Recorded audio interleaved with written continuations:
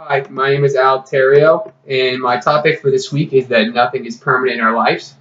I talked about this topic a lot with my family and friends throughout the past few weeks since the passing of my grandfather on the 21st of August. By the time I've done my speech, I hope you understand that no matter what happens in our lives, our families are very important, and when someone is gone, they are truly gone. Throughout my life, I've sometimes taken certain things for granted, not by purpose, but just because of how fast our lives are paced throughout our college years. We all have work, school, family, and ourselves to take care of. Some of us work 40 hours a week, and we barely have time to do anything that we want to do. I work over 30 hours a week currently with school, and it sometimes gets very difficult to handle with the workload and then trying to have a social life on top of that as well. There's one thing that I've always known, and that is nothing in our life is permanent. We all come to this earth one way, and then we all leave. We don't know when someone's journey is going to end, but we all know the end result.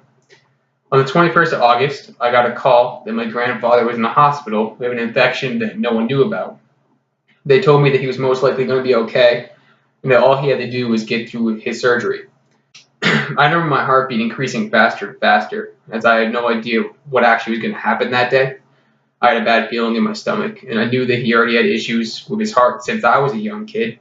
He had several surgeries, he had a few heart attacks, he went through a triple bypass, and I remember walking into his hospital room and hearing all the sounds of the machines that were hooked up to his body to keep it functioning properly. I could hear the death rattle coming from his lungs, and I could smell the death smell emitting from his body. At this moment, the nurses told my family that his health was declining fast.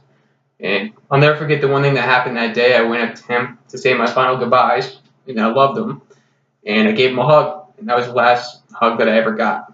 He was able to wake up enough to hug my aunt and me, my mom, my brother. And I'll just never forget that day in general.